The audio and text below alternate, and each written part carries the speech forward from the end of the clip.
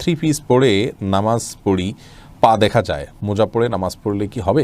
গোসল করার পর পরে উজু করার প্রয়োজনীয়তা আছে কিনা, কত টাকা হলে যাকাত দিতে হবে, মুসলমান মেয়েরা ধুতি সালোয়ার পড়তে পারবে কিনা, এটা কারো থেকে ঋণ নিলে যার থেকে ঋণ নিয়েছি ওই ব্যক্তিকে পরবর্তীতে খুঁজে না পেলে করণীয় কি? নখপালিশ লাগিয়ে নামাজ পড়লে নামাজ হবে কিনা, স্ত্রী যদি বাধ্য হয় তারপরও স্বামী জেনাবা প্রক্রিয়া করলে স্ত্রীর কি করা উচিত, আলগা চুল বা ফেক চুল ব্যবহার করলে গুনাহ হবে কিনা, সুদের টাকা দিয়ে তৈরি করা বাড়িতে আমল করলে আমল কি কবুল হবে, ওযু করার সময় বেসিনে পা ধোয়া কি ঠিক?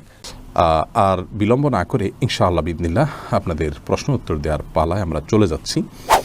এস আলম আপনি আইডি থেকে জানতে চেয়েছেন গোপন অঙ্গে হাত লাগলে উজু থাকে কি না। আমাদের দেশে ওলামা ইকরামের মতে, বাহানাই মতে ওলামা ইকরামের মতে গোপন অঙ্গে হাত লাগলে উজু ভাঙবে না। তবে আরবিন স্কলাররা সৌদি আরবের ওলামা ইকরাম তাদের মতে গোপন অঙ্গে হাত লাগলে উজু ভেঙে যাবে, যেহেতু আপনার একটা হাদিস রয়েছে যে মানমাসা জাকারাহু ফালিয়াতাওয়াদ্দা, এই জন্য তারা হাত লাগলে বলতে কাপড়ের উপর দিয়ে নয়, সরাসরি যদি কেউ স্পর্শ করে তারা ওটাকে ওযু ভঙ্গের কারণ হিসাবে উল্লেখ করেন। অতএব সেই জায়গা থেকে এটা ওযু ভঙ্গের কারণ তাদের মতে, আমাদের ওলামায়ে মতে এটি ওযু ভঙ্গের কারণ না। মোবারক হোসেন পাভেল আপনি জানতে চেয়েছেন টাকা ধার নিয়ে কোরবানি দিলে সে কোরবানি কবুল হবে কিনা। হবে, কোনো অসুবিধা নেই। ধার যদি পরে পরিশোধ করার মতো ব্যবস্থা আপনার থাকে আপনি করতে পারেন, ধার নিয়ে ইবাদত করা যায়, আর্থিক ইবাদত। মোহাইমিন এসকে আপনি জানতে চাইছেন ব্যাংক থেকে লোন নিয়ে সেই টাকায় কি কোরবানি দেওয়া যাবে? সুদের ভিত্তিতে লোন নিয়ে, সুদ ভিত্তিক লোন নিয়ে সেখানে কোরবানি দিলে সে কোরবানিতে ইবাদত হবে না, বরং গুনাহ হবে। হাসিবুল হোসেন জানতে চেয়েছেন গোসল করার পর পরে উজু করার প্রয়োজনীয়তা আছে কিনা। না, গোসল যদি সুন্নাহ সম্মত করে থাকেন আলাদা উজু করার কোনো প্রয়োজন নয়। দুই হাতের কবজি ধুয়ে, কুলি করে, নাকে পানি দিয়ে, মুখ ধুয়ে, হাত ধুয়ে, মাথা মাসে করে তারপরে গোসল শেষ করে আসলে পা ধুয়ে চলে আসবেন। এভাবে গোসল করলে আপনার আলাদা করে আর গোসল করার কোনো প্রয়োজন নেই। উজুতে আপনার গোসলের শুরুতে ওযুর নিয়ত হয়ে যাচ্ছে। মাইনুল ইসলাম জানতেছেন কত টাকা হলে যাকাত দিতে হবে, কত টাকা হলে যাকাত দিতে হবে সেই টাকার ফিগারটা আমি বলা কঠিন আপনাদেরকে। তবে 85 গ্রাম স্বর্ণ অথবা 595 গ্রাম রূপা, বলা বাহুল্য রূপার ফিগারটা খুব তাড়াতাড়ি ফিল আপ হবে, বিধায় 595 গ্রাম রূপা কেনার মতো টাকা হলেই যাকাত আবশ্যক হবে, যদি সেটা 1 বছর আপনার কাছে থাকে। অতএব আপনার কাছে যে টাকা আছে সেটার দামে 595 গ্রাম রূপার দাম হয় কিনা সেটা আপনি দেখার বিষয়। আজকাল বোধহয় 40 থেকে 50,000 টাকা হলে সম্ভবত হয়ে যাবে, নিশ্চিত নই, কাছাকাছি হবে ফিগারটা। এটি যদি 1 বছর থাকে যাকাত দিতে হবে। সেরাজাম মনির নিশান আপনি জানতে চেয়েছেন ওযু করার সময় বেসিনে পা ধোয়া কি ঠিক? নিজের বাসা বাড়িতে অসুবিধা নেই, করতে পারেন, তবে আপনার রিস্ক মুক্ত হওয়াটা আর বিষয় মাথা রাখতে হবে। নিজের জন্য রিস্কি হলে সেটা আপনার জন্য করা উচিত হবে না, কারণ নিজেকে বিপদের মুখে ঠেলে দেওয়া ইসলামের সাথে কিন্তু জায়েজ নয়। অনেক সময় এখান থেকে পড়ে বা দুর্ঘটনার শিকার হতে পারে মানুষের।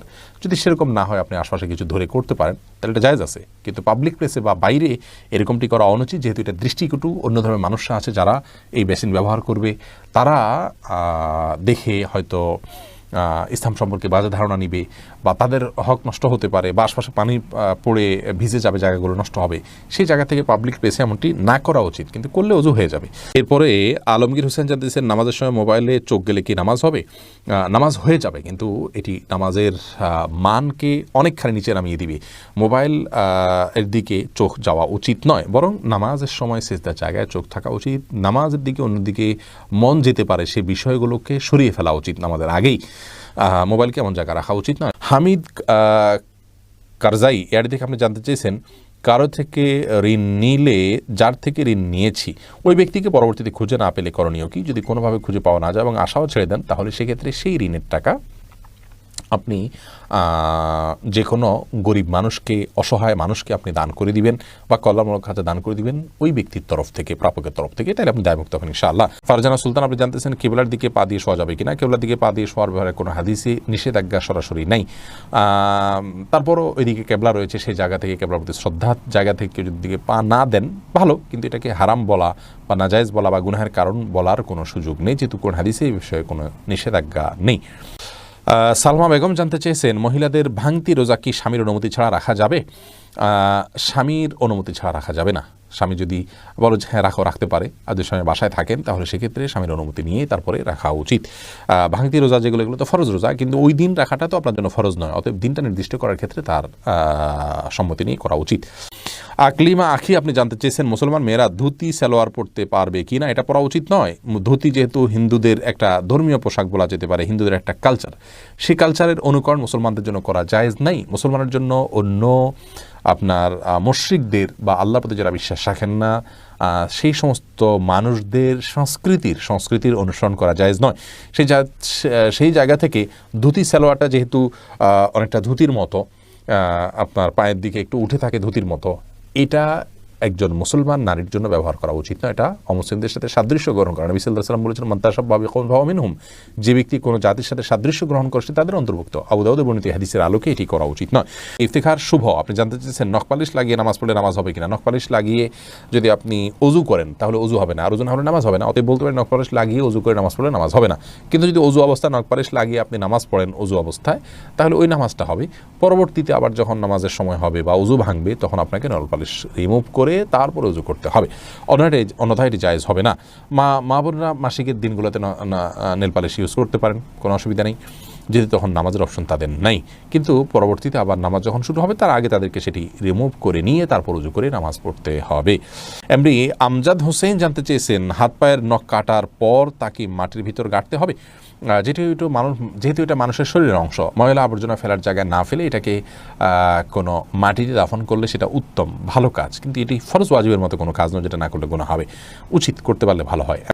চৌধুরী নাসির আপনি জানতে চাচ্ছেন, নফল রোজা ভাঙলে কাজা করতে হয়, নফল রোজা ভেঙে ফেললে কাজা করতে হয় কিনা, এটা নিয়ে আমাদের দেশের ওলামা ইকরাম তথা হানাফি মাযহাবের ওলামা ইকরামের গবেষণা অনুযায়ী তাদের ফতোয়া হলো, সিদ্ধান্ত হলো ভাঙতে রোজা কাজা করতে হবে। তাদের দলিল হলো আল্লাহ তাআলা কোরআনে কারিমে বলেছেন, ওয়ালা তুবতিলু আমালাকুম, তোমরা তোমাদের আমলকে নষ্ট করে দিও না। অর্থাৎ কোনো একটা আমল শুরু করলে সেটা আর নষ্ট করার সুযোগ নেই, এটা হলো তাদের মন্তব্য এবং বক্তব্য।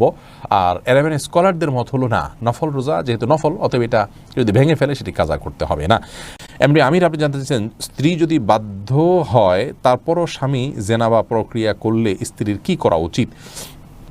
স্ত্রী যদি বাধ্য হয় তারপরেও যদি স্বামী জেনাবা পরকীয়া লিপ্ত হয় তাহলে এই স্বামী তো নিকৃষ্ট কাজে লিপ্ত, হারাম কাজে লিপ্ত। স্ত্রীর উচিত তাকে নসিহা করা, আল্লাহর ভয় দেখানো, কায়মনোবাক্যে এবং নিজের সবটুকু প্রচেষ্টা দিয়ে তাকে নসিহা করে সৎ পথে আনার জন্য চেষ্টা করা, ভালোবাসা দিয়ে বুঝিয়ে বিভিন্নভাবে কৌশলে।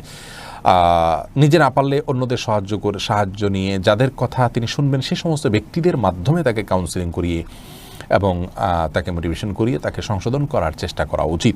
তাতেও যদি না হয় তাকে অভিমান করে বা যতটুকু সম্ভব হয় প্রেশার দিয়ে তাকে সংশোধনের দিকে আনার চেষ্টা করা উচিত। সেটাও যদি না হয় তাহলে সেক্ষেত্রে স্ত্রীর অন্য কোনো দায়িত্ব আর নেই, তার অপরাধের কারণে স্ত্রীর কোনো গুনাহ হবে না। স্ত্রী যদি সবর করে যান এবং তার সংসার করে যান, আল্লাহর কাছের জন্য তার কোনো জবাবদিহিতা করতে হবে না।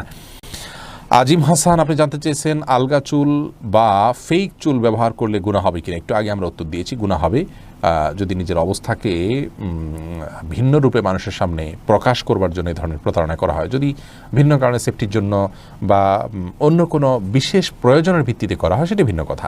সেই লালপুরিয়াড়ি থেকে আপনি প্রশ্ন করেছেন, গর্ভবতী অবস্থায় যদি হাতে মেহেদি দেয় তাহলে কি বাচ্চার শরীরে দাগ পড়ে, একটু জানাবেন। বোন, এটি সম্পূর্ণ কুসংস্কারের জন্য একটি বিশ্বাস। আমাদের দেশে অনেকে এরকমটি মনে করে যে গর্ভবতী অবস্থায় যদি এরকম কোনো কিছু করা হয়, মেহেদি হাত দেওয়া হয়, তাহলে সেক্ষেত্রে বাচ্চার ক্ষতি হয়। এগুলো সম্পূর্ণ ভুয়া কথা, ভিত্তিহীন কথা। এগুলো বিশ্বাস করা ইমানের সাথে সঙ্গতিপূর্ণ নয়, শিরকে আসগার হয়ে যেতে পারে এই ধরনের বিশ্বাস। অতএব এই ধরনের বিশ্বাস আমাদের রাখা উচিত নয়। কোনো রকম ক্ষতি হবে না ইনশাআল্লাহ বিদিনিল্লাহ।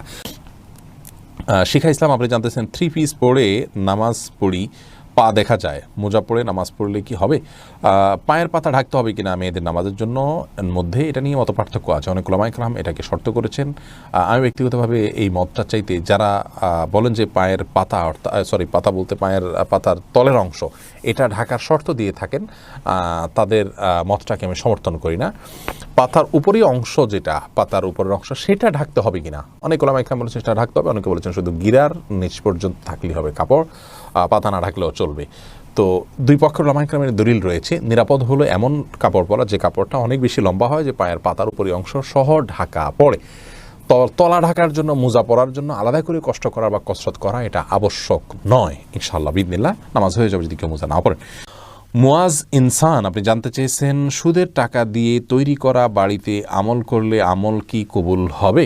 সুদের টাকা দিয়ে তৈরি করা বাড়িতে যদি আমল করেন তাহলে আমল কবুল হবে না, বিষয়টি কিন্তু সেরকম নয়। ধরুন সুদের টাকা দিয়ে আরেকজন বাড়ি করেছে, আপনি সেখানে আমল করেছেন, তো আপনার আমল কবুল হওয়ার সাথে ওইটার কোনো সম্পর্ক নেই।